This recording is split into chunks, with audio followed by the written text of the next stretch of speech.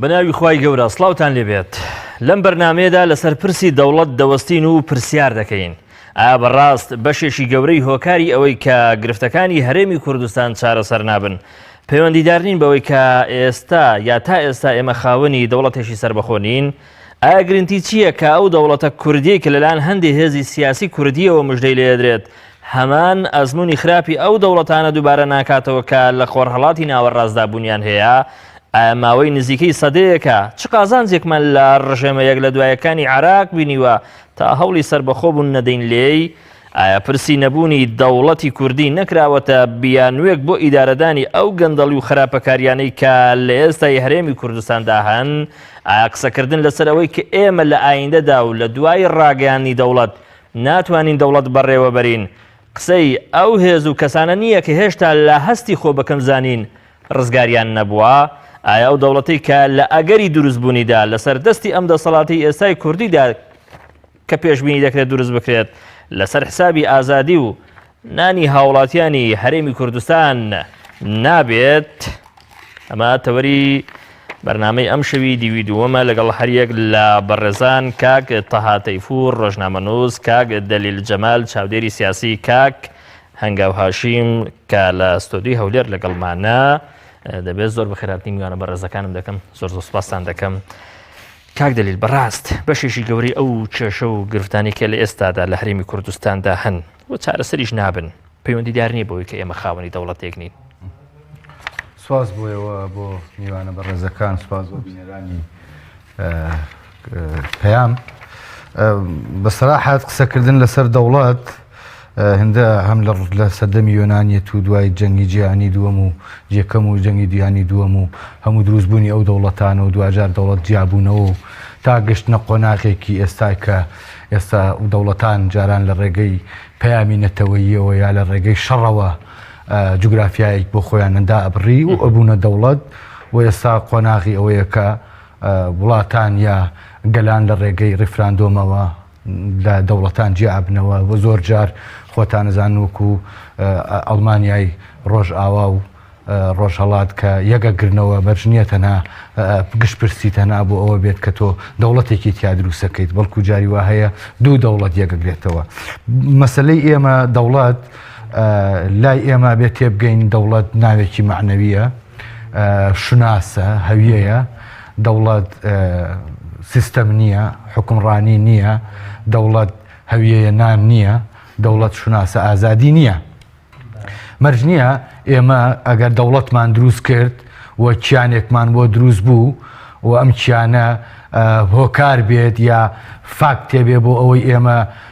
دیکتاتۆریەت دروست نەبێ بۆ ئەوەی توزانم یاسا پێشێل نەکرێ بۆ ئەوەی ئەو دزی و دەقەڵی و پیسخۆریە کە لە وڵاتەیە هەیە ئەم گەندەڵی و ئەم مافیایی کە دروست بووە جۆرێک لە جۆرەکان ئەم پاشاگەردانی لە وڵاتەیە هەیە مەرج نییە دەوڵەت ئەمانەت بۆ حەلکە دەوڵەت ناگوترێ بە هاوڵاتی گرفتی گەورەی ئەوگەیشتنی تۆ جیاوازە لە تێگەیشتنی گرفتی گەورەی سەرکردایەتی سیاسی ناڵێم سەرکردەی سیاسی سەرکردایەتی سیاسی یعنی ئەوەی تحکومەکە ئەوەیە بەسەراحەت یەک خطابێکی زۆر لاواز و خطابێکی پەنهان و خطابێکی شپرزی هەیە بۆ قسەکردن لەسەر ئەم دۆخی کە ئێستا ئێمەمانەوێ ڕیفراندۆم بکەین و وەڵام ڕیفراندۆم بۆ لە عێراق جیابیتەوە بۆ ئەبێ ببیتە دەوڵات چکە ئێمە بەسەراحەت پێت بڵێم ئەمە و قۆناغەمان تێپەڕاند کە ئێمە لەسەر ئەساسی نەتەوە و لەبەرەوەی گەلێکی زوڵم لێکراوین و لەبەرەوەی ئێمە ئەنفالمان هەیە و ئێمە و قۆناغە بەجددی عبور کرا بەو مانایە عبورکە لەو کاتەی کە ئێمەمان توانی ببینە دەوڵەت لەسەر ئەساسی نەتەوە لەسەر ئەساسی شۆڕژ لەسەر ئەساسی خوێنبەخشین ئێستا گەشتونەتە ئەوەی ئێمە بۆ خۆتان نەزانن خۆ عێراق تێکشکە عێراق لە 2023 هاوپەیمانان کە لێیاندا عێراق جوگرافیای تێکچوو عێراق سیادەی نەما عێراق سوپای تێکشوو ئێمە وەکو کورد بەشێک بوون لە بنیادنانەوەی ئەو عێراقە و بەشێک بوون لەوەی کە ئەو دەوڵەتەی کەسێ عێراقە و دوجار ئێمە دوای ئەوەی کە فیدراڵیەتمان چەسپاند لە عراقدا و ئێمە وەکو هەرێمێکی سربەخۆ لە چوارچەوەی جوگرافیای عراقدا ماینەوە و ئێمە توانیمان دەستورێک بۆ عراق کە پشکی شێری بەرکوردەکەوێ و کورد توانی دەستورێکی بەو جۆرە بنووسێتەوە و کە دەستی کوردی تێدا بوو ئێمە دەستورێکیشمان بۆ عراق نووسیەوە ئێستا هاتوین ئەمانەوێت جیابینەوە ئێمە حکومەت نییە؟ بەڵێ بڵێ قسەی من لەسەرەوە نییە ئێمە جیا ئەبینەوە بەڵێ ئەوە بڕیاری نەتەوەیە بڕیاری گەلێکە ئێمە جیا ئەبینەوە بێجارە بەجددی هەندێک خطاب ئەبی سمن لێرەوە عەرەبوا و ئەوە شیعەوە و سونەوە ئێمە جارە بێ جیایکەنەوە ئێمە لە عەرەب جیا نابینەوە کاکە ئێمە لە دەسەڵات جیا نابینەوە ئێمە داوا ناکەین لە دەسەڵاتی عراق جیابینەوە ئێمە داوا ناکەین لە سیستەمی حکومڕانی عراق جیابین ئێمە داوا ئەکەین کە جیا ئەبینەوە دوو جۆر جیابوونەوە هەیە جیابوونەوەیەک هەیە تۆ لە دەسەڵات جیا ئەبیتەوە داوای حکومڕانیەکی وەکو چۆن ئێستا ئێماڵین پارێزگاکان دەسەڵاتی خۆجێی خۆیان بە تەواوەتی بەڕەهایی وەرگرن ئێمە جیا ئەبینەوە لە جوگرافیای عراق ئێمە سنوور دیاریەکەین ئێمە شوناز جیاکەینەوە ئێمە هەویەت جیاکەینەوە ئێمە هیچ ڕەبتێکمان بۆ عێراقەوە نامێنێت کە بۆ خۆی دروست کراوە و ئێمە بەشێک بوون لەو دروستبوونەی ئێمە جیا ئەبینەوە بەداخەوە ئەوەی کە ئێستا ئێمە ئەیبینین ئامادەجی ئێمە و سەرکردایەتی ئێمە بۆ جیابوونەوە و ئەو پلان و هەنگا و توزان و میکانیزمەی بۆ جیابوونەوەکەی ئێمە خەلەلەکە لە دەرەوە نییە خەلەلەکە لە ناوخۆی خطابی سیاسی کوردیایە توزانم پەرتەوازەیی نێوماڵی کوردیایە دەوڵات بەڕاستی وەکو پێشتریش وتم تەنها ڕاگەیاندن نییە ئەبێت تێبگەن دەوڵەت هەڵوێست نییە هەڵوێستێکی سیاسی نییە تۆ بیت داوا بکەیت ئێمە لەبەر ئەوە لە بەغدا جیابینەوە لەبەرەوەی بەغدا توزانم موچە نانێرەوە بەغدا لەبەرەوەی سیادەی نەماوە خۆی ئەم پاساوانە خەتەرە گەورەکە تۆ بێت جیابیتەوە لەبەرەوەی ئەگەر مافی خۆتە و بەپێی یاسای نێودەوڵەتی هەم کۆمەڵی گەلان لە مادەی 16 باسی جیابوونەوە ئەکا دوای جەنگی جیهانی و کۆمەڵی گەلانە و وڵاتانی کە لە جەنگی جیهانی یەکەما سەرکەوتنیان بەدەستێنا و دۆڕاو نەبوون ئەم کۆمەڵیان دوور کرد هەروە لە یەکێتی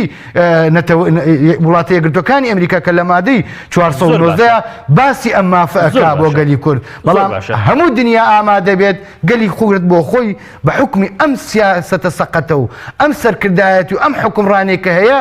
بەسەراحەت پێت بڵێم ئێستا لە قۆناغێکتان پێم وانە کە زۆر جار ئەوترێت تەوقیت یا چ کاتێک گونجاوە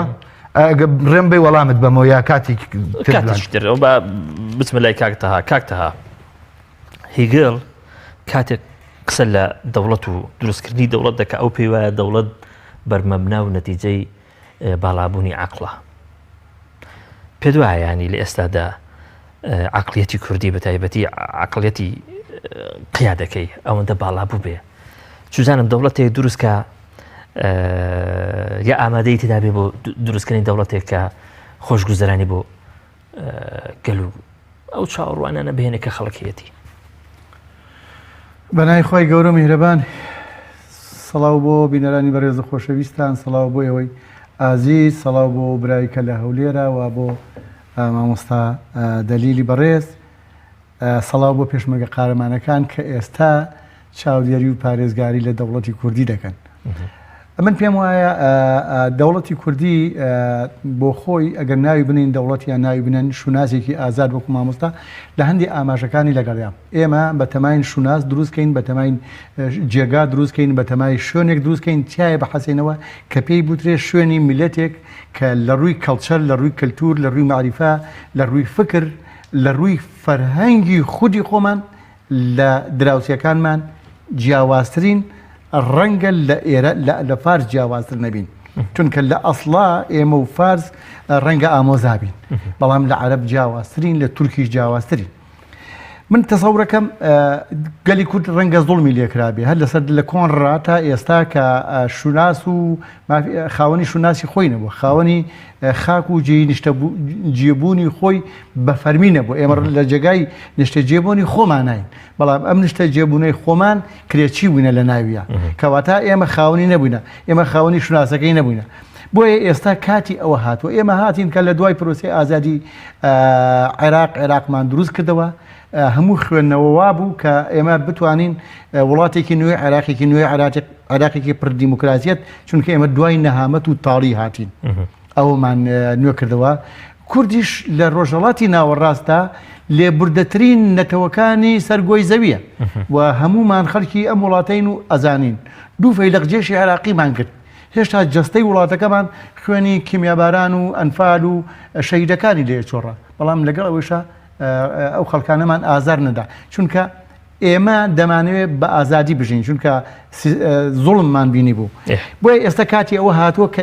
ئێمەی کورد لەسەر هەر دەستێک بێت شوناسێک بۆ میلەتەکەمان ناسنامەیەک بۆ میلەتەکەمان ئاسوودەیەک بۆ میلەتەکەمان دەگەڕێنەوە ناڵین هەموو خەونەکان بەڵام تا حەدێک خەونی ئەوەی کە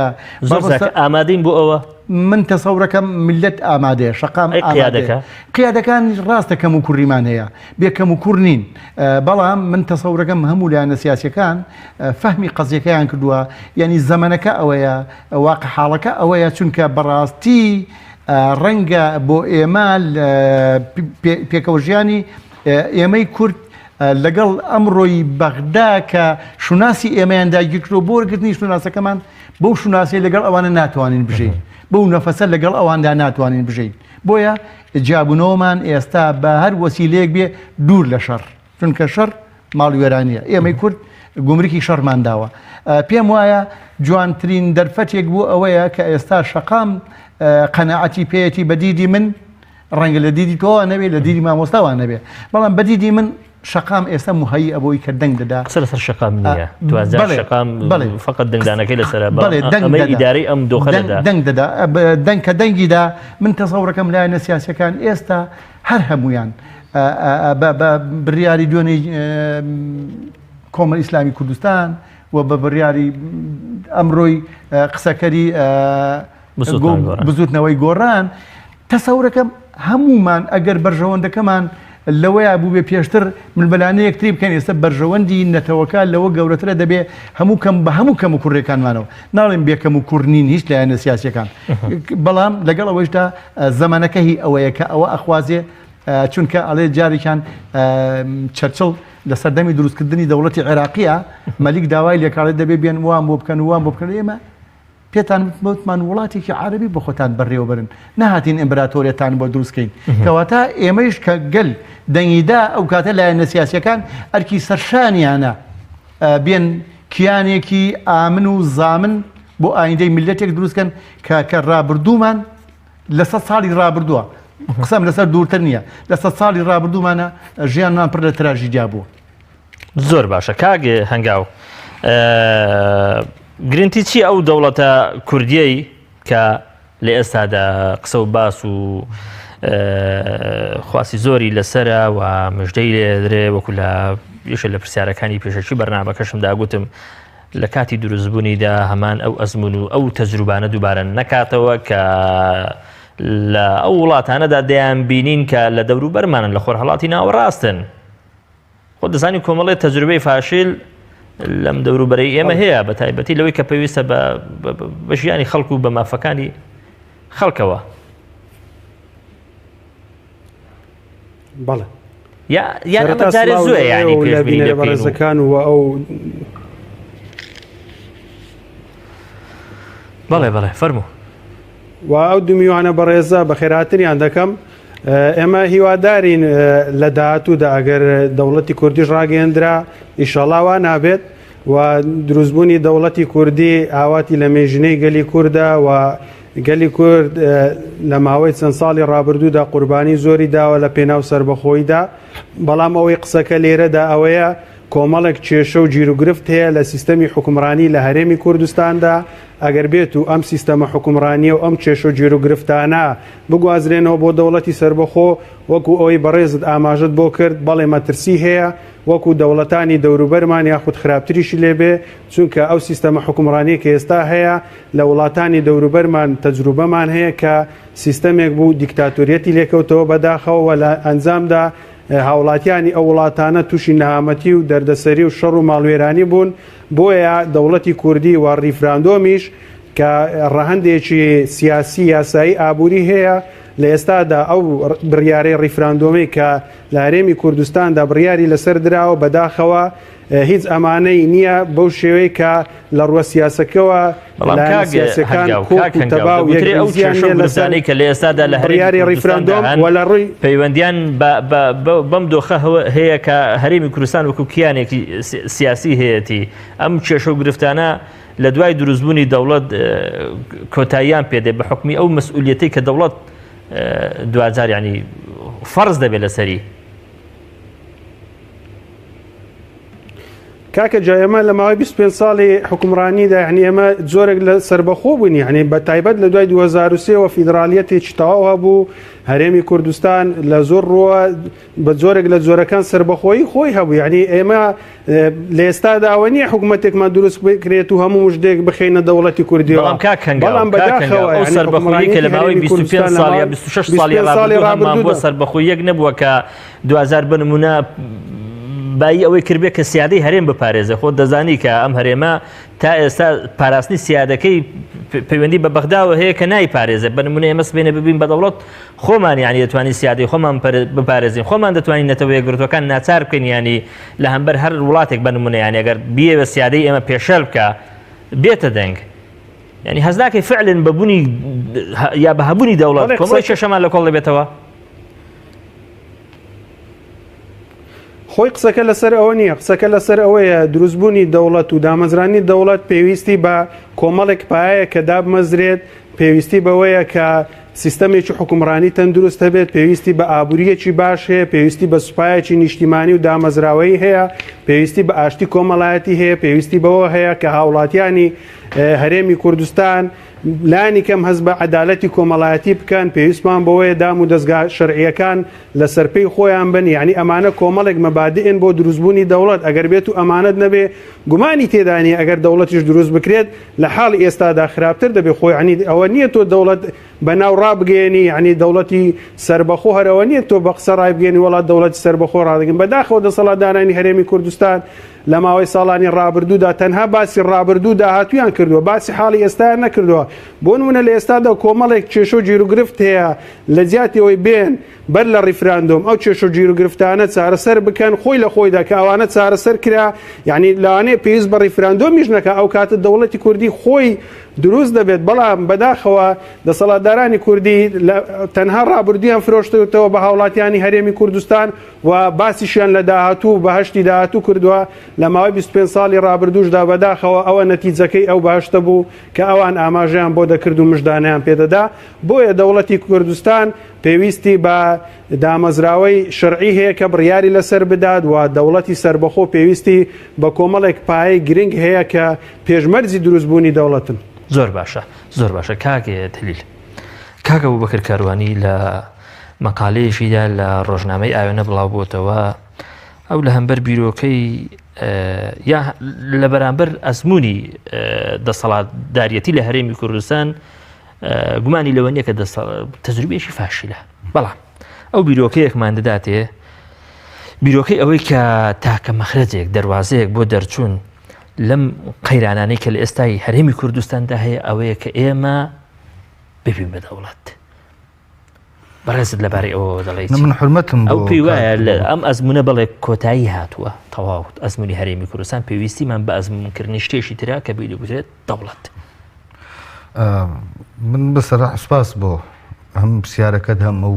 نووسینەکەی کاگە بوو بەکرد و خوێندنەوەی خۆیەتی هەندێک جار تۆ ئەمری واقع شتێکە و نەزەریات و خەونی من و تۆ شتێکی ترە ینی ئێمە لەوە چێت وابیرکەینەوە یا نووسینە وابیرکاتەوە کە دەرچە نەماوە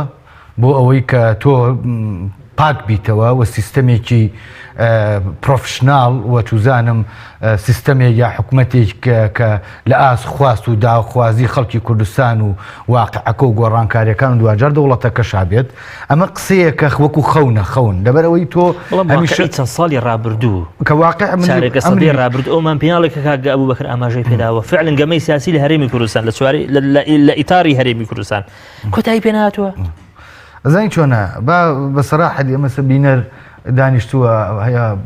دراسی کردو شارەزایەکی باشی لە دەوڵەتان و لە یاسای نێودەوڵەتیەکان و لە وڵاتانش کە دەوڵبوون بە دەوڵەت و بە چ ڕێگە و میکانیزمێکا ڕۆشتون شارەزایەکی باشیان هەیە. ئێمە هەمومان نەزانین کاکە دەوڵەت علاگە نییە تا تۆ جلەکانتی پیا هەڵواسیت یا کێشە و گرفتەکانتی پیا هەڵواسی. دەوڵەت تونێل نییە تا تۆ سەرکردەیەکی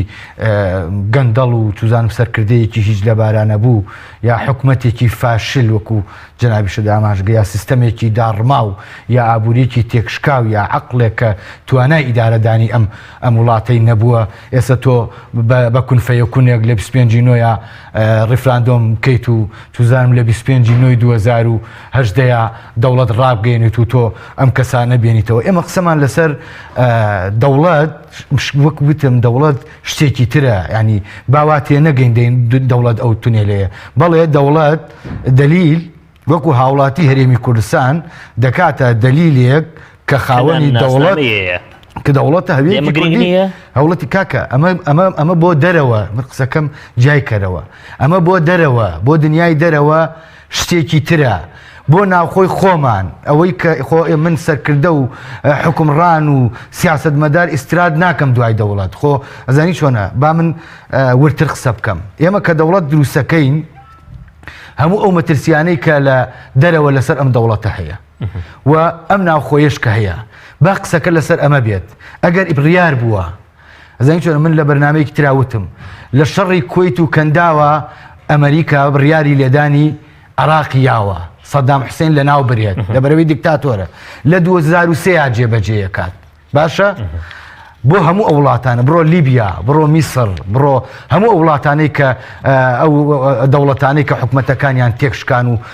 وێران بوون و کۆتاییان پێهات لە ئەنجامی ئەو سیستەمە حکومڕانی ئەو دیکتاتۆری و تاکڕەویی کە هەبووە لە وڵاتانە تێکشکان و لەگە ئەسڵەن گەلەکە زەرەری کرد ئەزمونونەکە مێژوویان بەڕاستی ئێسش بۆ بۆ خۆیان تا ئێسر ناتوان بنیاد بنرێتەوە. ئێمە قسەمان لەسەر ئەمەیە، ئێمە کە لەسەر ئەم شاشانە قسەکەین هەر ئایدۆلۆژیا و هەر حیزبێک بین حەقا سەرکردایەتی سیاسی سیرکە ببینێ بخوێنێتەوە. ئێمە بەو مانایە نییە ئێمە کە قسە ئەەکەین ڕیا ڕەخنە ئەگرین یا ئێمە عراقێکمان بەوەی کە ئەوان ئەزان و ئێمە ئەزان و دنیا ئەزانی عراقێکی چۆنە بە زۆر کاوین پێیەوە بەبێ ڕیفراندۆم چکە و کاتە هەرێمی کوردستان ڕازی نەبووە لە بیستەکانە لە سەدەی ڕابردووەکە ئێمە کاوین بە عراقەوە. عراق بۆ خۆی دروستکراوە مێژوویەکی دوور و درێژی نییە. ئێمە دوای 2003 کە چوونەتەوە عراق ئەمڕۆمان هەر لە بیر بووە. ئێمە قسەکە لە ناو خۆمان هەیە. ئێمە دەڵێن ئامادەیمان نییە بۆ ئێمە کە ئەزانین بەرەو دەوڵەت ئەڕۆین ئەگەر سەرکردەیەک بڕیار با 25 ئەبێ ڕیفراندۆم بکرێ خۆ دەبێ ئەوەندە بزانێت لە دەوروبەرەکەی کە ئەو تا ئاماژەی پیاوە کە گەل ئامادەیە خۆی خەتەرەکەەوەیە گەل ئامادە نییە بە بەڵگەی چی گەل ئامادە نییە. بڕیار ڕاگەاندنی 25 بۆ دەوڵەت ڕاگەاندنی ڕاستە سیاسەکان ئەمە شتێکی نۆرماڵە، بەڵام بڕیاری تەواوکاری بۆ ئەم بڕیارە سیاسیە بڕیاری تەواوکاری بۆ سەرکەوتنی بڕیارە سیاسیەکە ئەو بڕیارەیە کە گەل ئەیە. ئێمە ئەڵێن لە ئێستاە ئەوەی کە خەونمان پێوە بینیوە ئەوەی کە بە درێژایی مێژووی ئێمە خوێنمان بۆ بەخشیوە خەباتمان بۆ کردووە گیانمان لە پێناویا داوە برسێتی و توێنێتی و سەرما و گەرمامان لە پێناوە بەخشیوە بۆ سەربەخۆیی بووە باشە. بەڵام کام سەربەخۆیی کام سەربەخۆیی ئەوەی کە ئێمە لە وەزعێکی بارودۆخێکی سیاسی ناهەموار ئابووری ناهەموار لە قۆناغێکتان چاوەڕێ ئەەکەین موچەی موچەی ئەو وەزارەتە بدرێ ئەو خانەنیشینە بدرێ ئەو پەکەوتووە بدرێ. ئەزانی چۆنە تۆ ئەبوایە بەر لەمە ئەم گشتپرسیە بخرایەتە ناو شەقامەوە ڕۆشنبیران شارەزایان دراسە بکرایە داتا بدرایە بۆ ئەوەی تەوقیت تێ دیاری بکە. ئێمە بە ڕۆشنبیر و سیاسی و پەرلەمان و کە ئێستا نییە بە وەزیر و گزیر و هەموویانەوە قسەمان لەسەر چی بووە؟ ئێمە وەکوەڵێ لە ئاش و ئاشەوان لە شوێنێکیکە ئێمە لە دۆخێکی ئابووری خراپا بووین ئەسڵەن بیرمان لەوە نەکردوێتەوە تەوقیتێک لە کونفەیەکونێکە سەرکردەیە جێت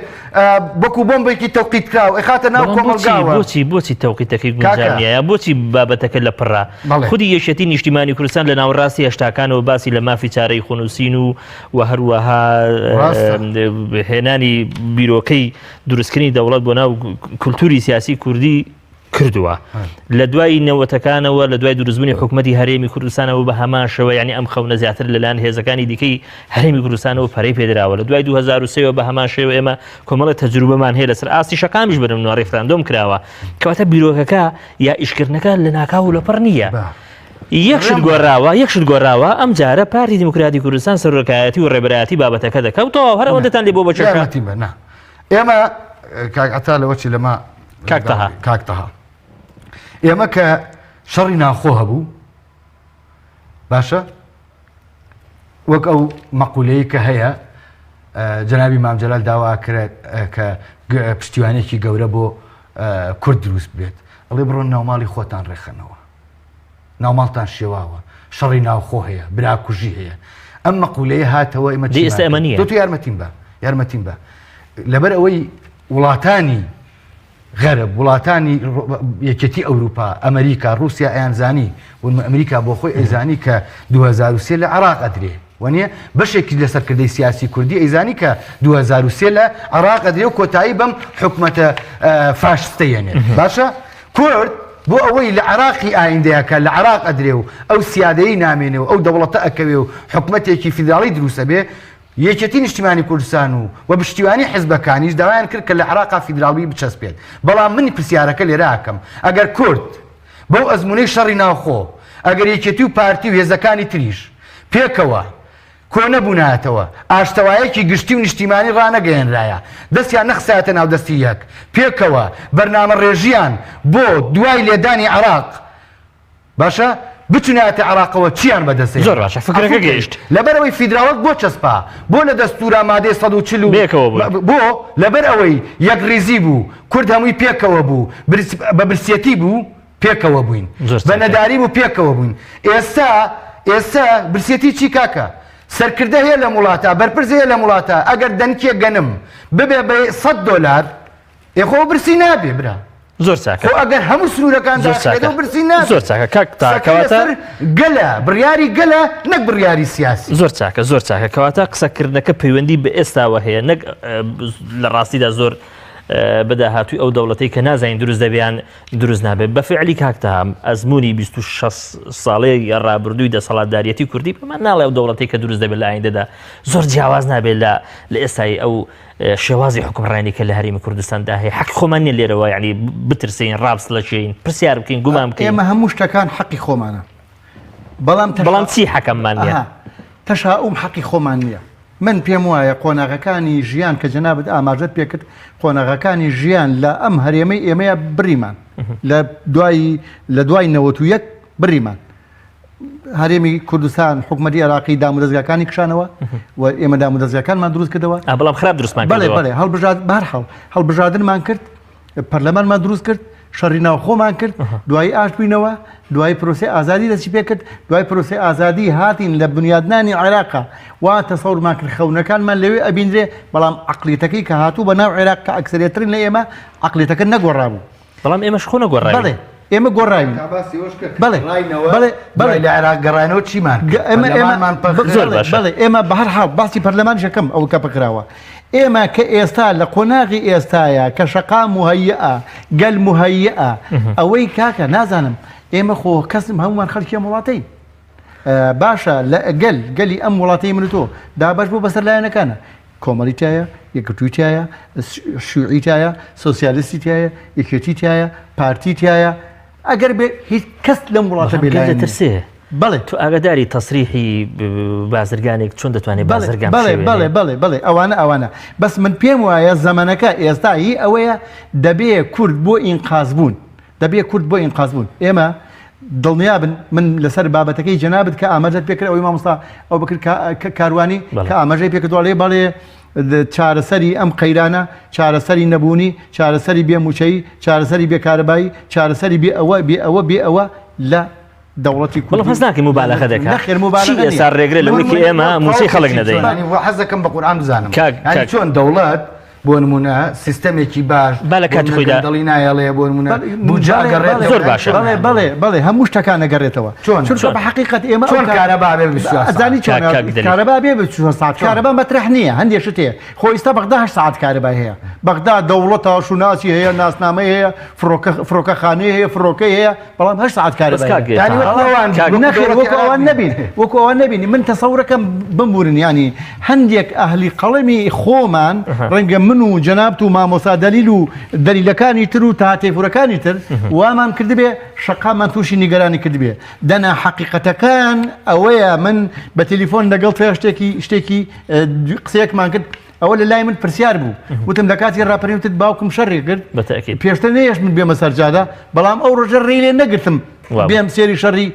ئەمنی ڕانیە بکەم کە هێزی جەماوەری گرێت بەتەکید. جەماوەری گرێت ئێستا لە حاڵی ئەوەیە کە ئێمە بەنگریۆن 33 دەوڵەتی عەرەبی و عالەمی دوژمنی بوون نەیان هێش دەوڵەتەکەی دروستکە دروستی کرد بڕیاریدا دەوڵەتی ئیسرائیلی دروست کرد لە مەتیقەکە ئێمە هەتاوەکو ئێستا کەسێک بە فەرمی نەیوتووە دژی دەوڵەتی کوردیم لێتانەدەم بەڵام کەسیش بە فەرمی نەیگوتووە لەگەڵتانین کەس نەخێر هیچ دنیایەک بە فەرمی ناڵێ لەگەڵتان بە فەرمی ناڵێ لەگەڵ تۆیان بەڵام کە تۆ خۆت کرد بە ئەمری واقع حزوری خۆتت ئیسپات کرد گەلەکەی تۆ باوەڕی بەوە بوو طبعا گەلانێک کە لە کوردستانە ئەژێن زۆر باشە. بە تورکمانەوە بە عەرەبەوە بە قسەمان لەسەر دەرەوەی نییە قسەمان لەسەر دەرەوەی هەرێمی کوردستانی بە ئەندازەی ئەوەی ئێمە لەناوەخۆ ئامادەین تۆ زۆر تەئەکید لەسەرەوە دەکەی و کە گەل ئامادەیە قسە با لەسەر گەلیش نەکەین بەڵام دەگوتری هێزە سیاسیەکان قیادەی کوردی لە ڕاستیدا ئامادە نییە قیادەی کوردی خۆی ناوێ ینی دەست پێشخەری بکە ئامادە سازی بکە توزانم ڕێگە خۆشکەر بێ بۆ ئەوەی هێزە سیاسیەکان بەیەکەوە ینی کاک شۆڕش من با خزمەتی جەناب بکەم ئێستا کۆمەڵی ئیسلامی کوردستانی جەناب پارتەکەی جەنابم ڕەنگە یەکێتەکەی مامۆستا هەر هەمووی گەشتونەتە ئەو قەنەعەتەی یا ئەگەر ئێمە ڕیفراندۆم نەکەین و قسە لەسەر مافی ئایندەی خۆمان نەکەین ئینتیحارێکە لە ڕۆژهەڵاتی ناوەڕاستە ئەو ئینتیحارش ملەتی کوردێکە چونکە ئێمە چارەسەری ئێمە چونکە دراوسەکەی ئێمە ئەوەی کە بە حساب ئێمە لەگەڵا شەریکین کە دەستمان گرتوون دەوڵەتمان بۆ دروستکردنەوە ئێستا چەقۆی ئەومان لێ تیژەکان ڕەنگە لە دوای شەڕی داعش ئەمجا شەڕی ئێمە بکەن و شەڕی ئێمە بەڕەوا و بە حەقتر بزانین بەڵام دەکتر لەوەشدا زێدەڕۆیی مبالەغەیەشی زۆر هەیە ئەمەی کە بەڕێزت باسی لێوە دەکەی دەگوترێ ینی فو پێداکردنیشی ئەعلامی قیادەی کوردیە بۆ ترساندنی خەڵکی هەرێمی کوردستان تاوەکو خەڵکی هەرێمی کوردستان لە دەوری ئەو ئەجندایە کۆ بکاتەوە کە خۆی دەیەوێت ناوانە ئەگەر من حرمەتم بۆ ئەو بیرروبۆچوونە من حرمەتم بۆ ئەو بیرروبۆچوونە من هەر لێرە لەسەر ئەم شاشە بەڕێزەی ئێوە دەڵێم لەوەتەی پۆلیس و ئاسایش و فەرمانبەر و هاوڵاتی لە شاری کەرکووکە ڕۆژانە شەهید دەبێ کام یەک پۆلیسیان بۆ کەرکوودانە بەزرانوتەوە کە بە سەدان پۆلیسی شەهیدمانەیە بە سەدان ئاسایشی شەهیدمانەیە کە لە یەک ڕۆژی هاتنیدا ئەمە پەیوەندی بەوە نیە ئێمە خەریشی ئەوەین کە دەوڵەت دروست دەکەین ئەمەی بەڕێزت باسی لێ دەکەی لە دوای 2023ەوە لەو کاتێک کە لەگەڵ شیعەکان کە ئێستا دەسەڵاتی بەغدایان هەیە هاوپەیمان بووین ئەمە هەر لە کەرکووگەرایە بووە نەخێر ئێمە شیعە بۆ ئێمە حکومرانێتی ئێستای بەغدا بۆ ئێمە هیچ مانایەکی تیان نەماوە لەگەڵیانە بژێن بەڵام هەم هێزە کوردیەکان لەگەڵ بژێن من پێم وایە قسەی کاک مەسعود و پارتی دیموکراتی کوردستانە زۆرتر من پێم وانە هێزە کوردیەکان وانەڵێن یعنی گەنجێکی کوردی ئێستا ناتوانێت بە ئازادانە بڕوا بۆ بەغدا ئەگەر تۆ هاوڵاتیەک بیت هەر هاوڵاتی بی هیچ لایەنێکی سیاسی نەبی لەبەر ئەوەی کە کوردی ناتوانانی بچی بۆ بەغا ئازاد نێت بچی بۆ بەغا بەڵام ئەو کە دێتە وڵاتەکەی تۆ کللتوری من و فکری من و فەرهەنگی من وای لێ کردوم کە میوانەکەم دێت ڕێزی لێ بگرم لە کوردستانە ئاسوڕێتەوە ڕێزی لێ بگرم ینی من تەسەورەکەم ینی کۆی هاوڵاتیانی کوردستان بە کەرکووکەکەی منیشەوە بە سلێمانی و ڕانیەکەی جنابیشتەوە ئێمە چارمان نییە تەنها دەبێ ڕیفراندۆم بکەین و بڕیار لە مافی چارەنووسی خۆمان بدەین ئەگەر ئەوە نەکەین و هەر لایەنێکی سیاسی تر بە پارتی و بە یەکێتی و بە هەر لایەنێکی ترەوە بەرامبەر بەمە وەستن ڕۆژی ئایندە خۆیان بەڕاستی دەبێت گەر محاسبەیان بکە و چارەنووسی ئێمە ئینتیحارە ئەگەر بەرەو ڕیفراندۆم نەڕۆین و زۆر چاکە کاکەرگاوتۆ بۆ خرابین لە بەڵقان خراپتر نابین بەڵقان چی بەسەر هات و چی لێ هات و ئێستا چین ئەوان چۆن نەژین و بەرەو چۆڕ زۆر چاکە کەواتە لە 25 ئەگەر نەچینە سەر سندوقەکانی دەنگدان و بە بەڵێ دەنگ نەدەین ئەوە لە ئایندەدا ئینتیحارە و گەلیش محاسبەتان دەکا.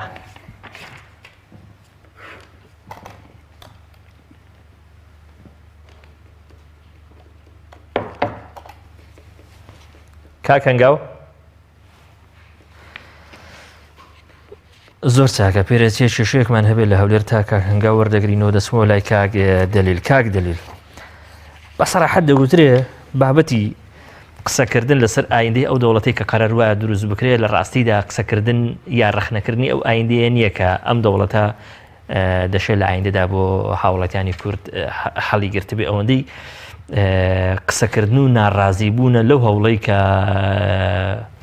کاک مەسعود یا بنەماڵی بارزانی دەستی داوەتێ ئەمە ئەگەر غەیری ئەمان بیکردبایە ئێستا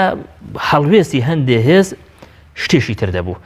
ئەم دژایەتی کە ئێستا هەیە بۆ دەوڵەتی کوردی ڕەنگە تۆ لەگەڵ ئەم لەفزەدا نەبی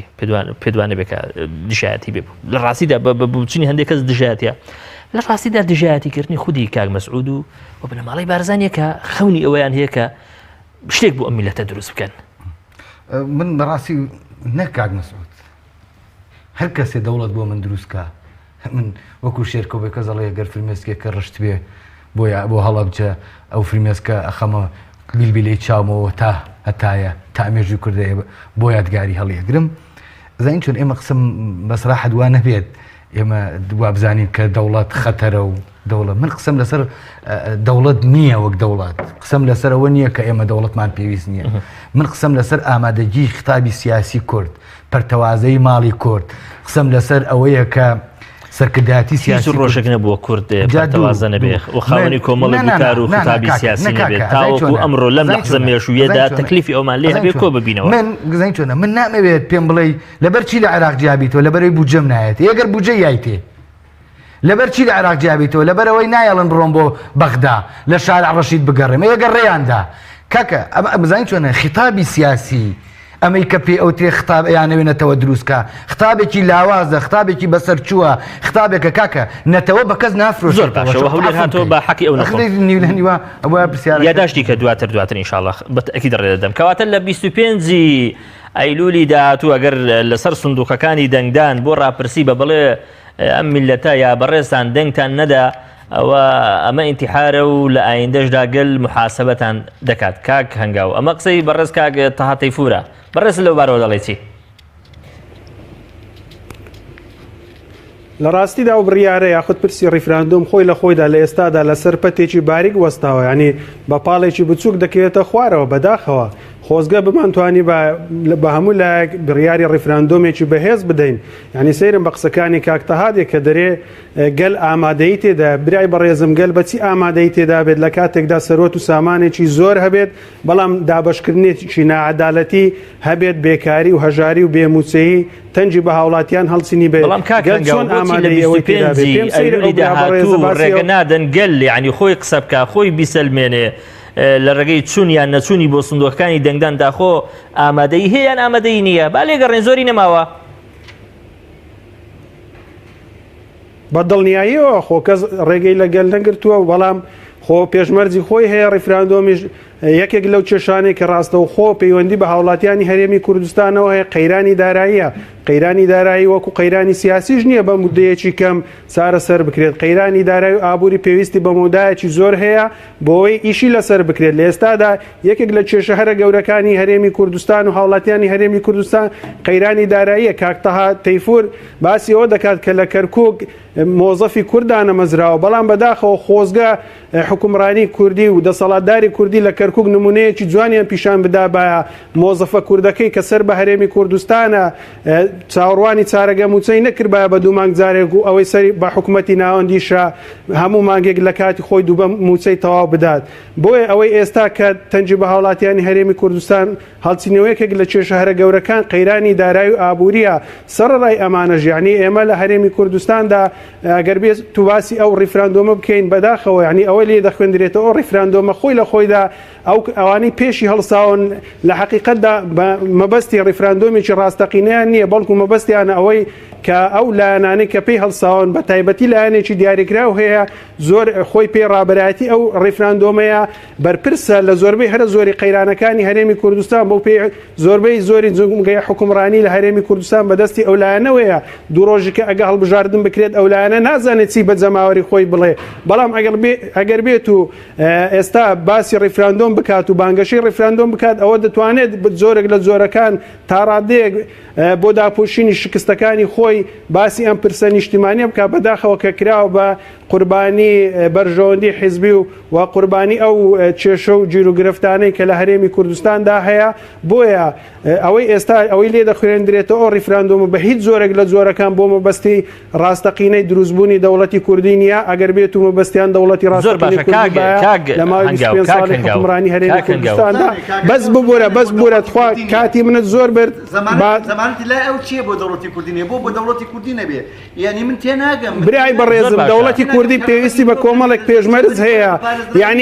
یعنی گەڕەکێکیش دروست ناکرێت ئەگەر تۆ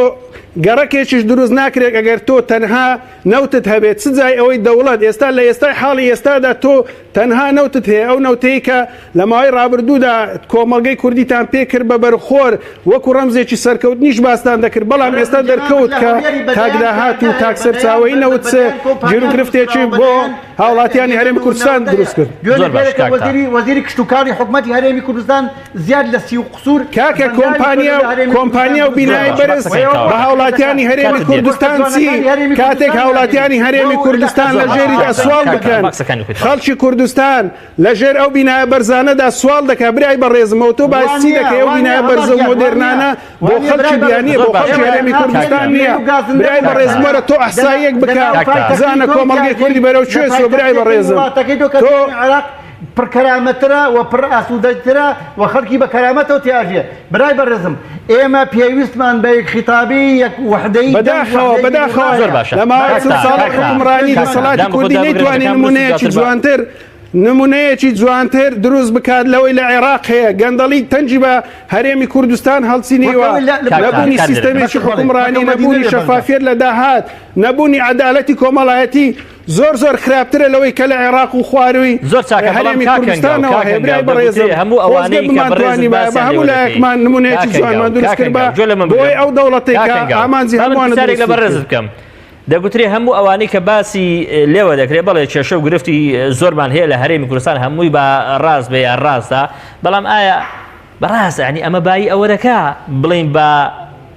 هەر لەگەڵ عێراق بمێنینەوە تا ئێرە ئێمە چ قازانجێکمان لە عێراق کردووە نەخێر بە دڵنیاییەوە پێم وایە ئاواتی زۆربەی هەرە زۆری هاوڵاتیانی هەرێمی کوردستان دەوڵەتی سربەخۆیە بەڵام ئایا دەوڵەتی سربەخۆ وەکو ئەوەی چەندین زاریش باسم کردووە پێویستی بە کۆمەڵێک پێشمەرز هەیە پێویستی بە پایەکانی دروستبوونی هەیە یعنی دەوڵەت ڕناگەیەندرێت دەوڵەت دروست دەکرێت بەڵام ئەوەی ئێستا دەبیندرێت هیچ هەنگاوگرن دراوە بۆ دروستبوونی دەوڵەت تەنها بریتیە لە فۆکردن لە هەستی ناسیۆنالیزمی خەڵک. زۆر باشە کاگەیە تا دەگوترێ بەڕاستی ترز لەو دەوڵەتی کە لە ناو دوو قۆزدا کاک مەسعود دەیەوە دروستی بکات ترسێکە لە جێ خۆی دایەتی بە حکمی چی بە حکمی ئەوەی کە دیسان ئەمە دەخەمەوە ناو قەوسەوە بنەماڵی بارزانی یان بارزانی خۆی لە کاتێکدا بە شێوێژی ڕاستەوخۆ بەشدار نەبوو لە دروستکردنی پارتێک کە ناوی پارتی دیموکراتی کوردستانە بەڵام دوجار بەتەنها خۆیان وەکو خاوەنی ئەم پارتە هێشتەوە تاوەکو ئێرە ترس لەوە هەیە ئەم دەوڵەتە گەر کاک مەسعود ڕای بێنێ لە ئایندەدا وەکو ئەم پارتی لێ بەڕاستی کە پارتی دیموکراتی کوردستان ئەم دەوڵەتە ببێ بە مارکەیەک تایبەت بێ بە بارزانی و بە بنەماڵی بارزانی و بە منداڵەکانی بارزانی تا طول العمر یا تاوەکو ئەوەی کە لە دەوروبەرمان بە ئینقلاب و بە شتێک کۆتایی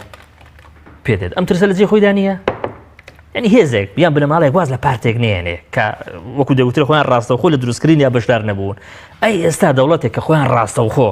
لە دروستکردنی یا بەشدار من چۆن وازی لێ دێنن لە ئایندەدا من تەنها بمبورم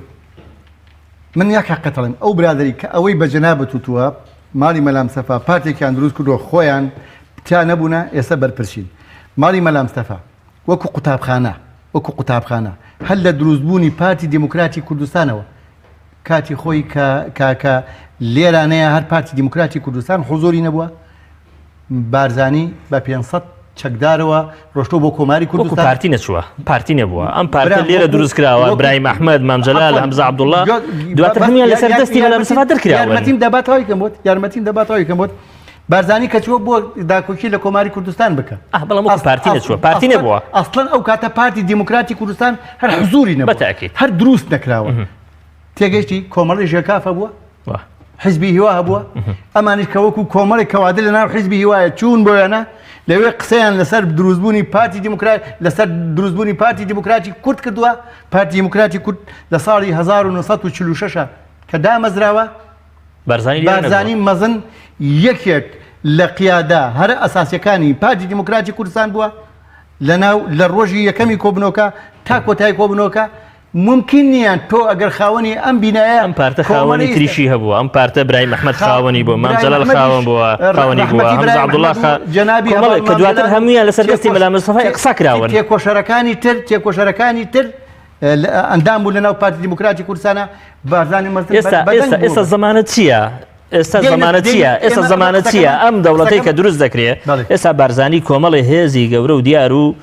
بەرچاوی لە هەرێمی کوردستان لەگەڵدایە زمانە چییە هەمان شت کە بارزانی باوک لەگەڵ هاوڕەکانی خۆیدا کردوویەتی کە ئیقساکردنیانە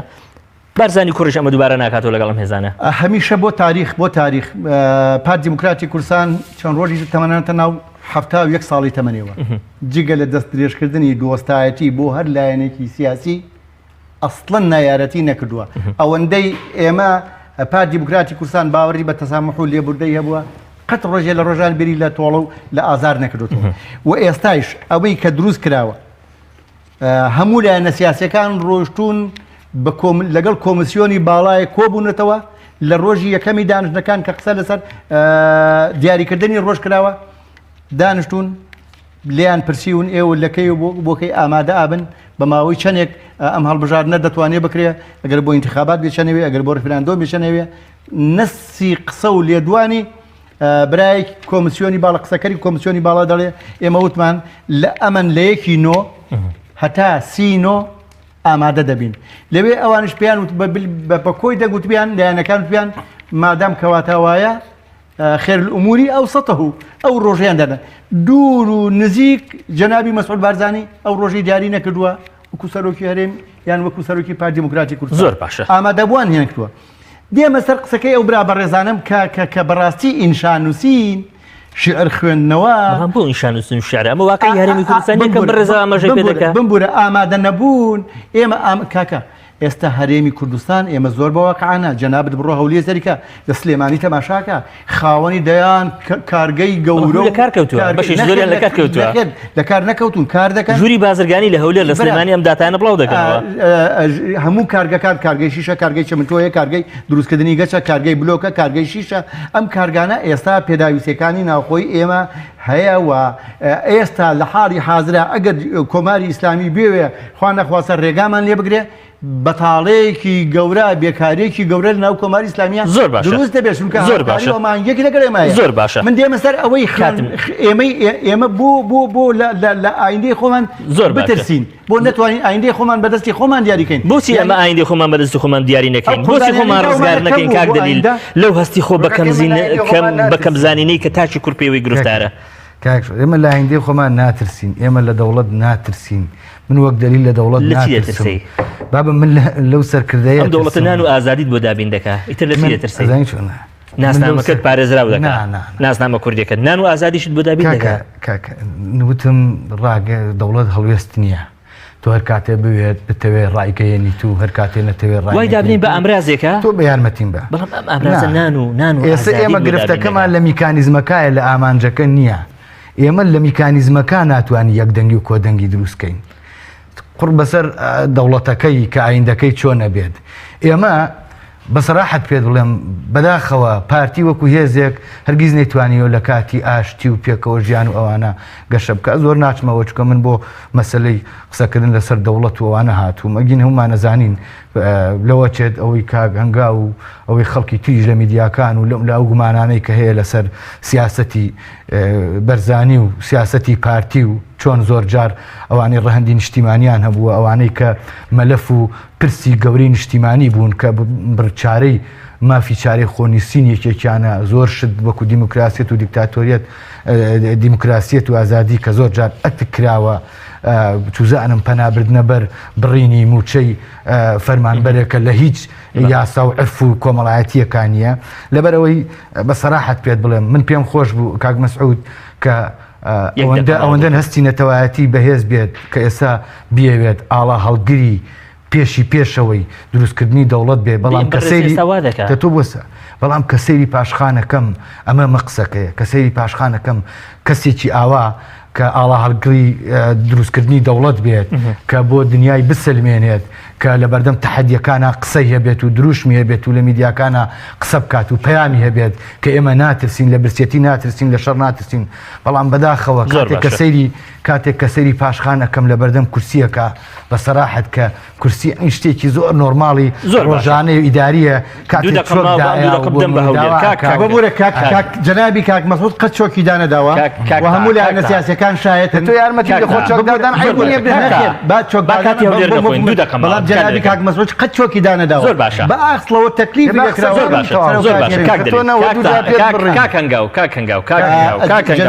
بەم شێوەیە کە ئێستا هەیە زۆر بەم شێوەیە کە ئێستای دۆخی هەرێمی کوردستان تێدا دەگوزارێ ئەگەر بەرەو بە دەوڵەت چوون بچین بەڕاستی دەوڵەتێک چاوەڕێمان دەکات لە ڕاستیدا دۆخی ئێستا هەرێمی کوردستان هەیە بەداخەوە دەتوانین بڵێن هەر حکوومەتێکی ئەو تۆشی نییە یعنی دەکرێت تۆ حکوومەتت هەبێت بەڵام دەوڵەتت نەبێت بەڵام ناکرێت تۆ دەوڵەتت هەبێت و حکوومەتت نەبێت ئەوەی ئێستا پێی دەوترێت بەڕاستی بە زۆرێک لە زۆرەکان دەتوانین پێی بڵێن حکوومەت نییە بۆیە دروستبوونی دەوڵەتیش بەم میکانیزمی ئێستاوە یەکجار زۆر زەحمەتە یاخود ئەگەر دروستیش بکرێت کۆمەڵێک نەهامەتی و ناهەمواری بۆ کۆمەڵانی خەڵکی کوردستان دێنێت ئەژینا من وەکو خۆم ئەگەر هەر کەسێک هەر بەڕێزێک دەوڵەت دروست بکات بە میکانیزمی تایبەتی خۆی بە ڕێڕەوە ئاسایی و یاساییەکانی خۆی من دەستخۆشی لێ دەکەم و پشتگیریشی لێ دەکەم بەڵام ئەو هەنگاو بانگەشەی ئێستا کاکەنگاو دەگوترێ ئەگەر بەو کێشە و گرفتانەشی کە لە ئێستادا هەیە لە هەرێمی کوردستان بەرەو بە دەوڵەت چوون بچین دەیخۆ ئەمە کۆتایی دنیا نییە ئەم دەوڵەتێکی ئێمە دروستی دەکەین کاتی زۆری لەبەردەستدا دەبێت دەستکراوەتر دەبێت لە ئێستا وەکو ئێستای هەرێمی کوردستان دەتوانین ئەم کادیانی کێشە و گرفتەکانمان چارەسەر بکەین بەڕێزم ئەمە حەقیقەت نییە نەخێر بە هیچ زۆرێک لە جۆرەکان حقیقت نییە ئەگەر بێت و ئەو کێشە و گیر و گرفتە گەورە و استراتیزیانەی کە ئێستای لە هەرێمی کوردستاندا هەبی گوازینەوە بۆ دەوڵەت بێ گومانی تێدانیا دۆخێکی خراپتر لە ئێستای هەرێمی کوردستان دێنێتە ئاراوە بەڵام کاگ هەنگاو من هەرچەند کاتی کەمیشمەوە بەڵام تەجروبە هەیە لە وڵاتی تر یعنی بەنمونە لە ئیسرائیل کاتێک دەوڵەتی ئیسرائیلیان لە 48 دروست کردو یعنی تقریبا نزیک بوون لەو دۆخی کە ئێستای ئێمەی هەرێمی کوردستانی پێدا تێدەپەڕێ هەتا من بۆ زانیاریت هێز هەبووە لە ئیسرائیل لە لیستی تیرۆری بەریتانیەکاندا بووە بەڵام دواتر توانراوە بکرێ بە بەشێک لە ئەو سوپایی کە ئێستا پێ دەوترێت سوپای بەرگری ئیسرائیلی بۆ ئەم تەجروبەیە لە هەرێمی کوردستانیش ناشێت دووبارە ببێتەوە ینی بۆ ئەوەندە ڕەش بین لە ڕاستیدا یعنی ئیسرائیل یەکێکە لەو دەوڵەتانی کە دیموکراسی تێدا بەرقەرارە دیموکراسی و دەستی دەسەڵات یعنی سیستەمی حکومڕانیەکی بەهێزی هەیە سوپایەکی بەهێزی هەیە یعنی ئەوەی ئێستا لە هەرێمی کوردستاندا هەیە بە هیچ زۆرێک ئەو خاڵانەی تێدا نیە یعنی ئەگەر بێت و یەک لە خاڵەکان کێشەی گرفتی گەورەمان بدروستکە یعنی سیستەمە حکومڕانیەکەی ئەگەر بێت و سەیرێکی وڵاتانی دەوروبەرمان بکەین بەهۆی ئەو سیستەمە حکومڕانیە کە هاوڵاتیانی ئەو وڵاتانە چۆن تووشی نەهامەتی و ناهەمواری بوونەیە لەلایەکەوە لەلایەکی دیکە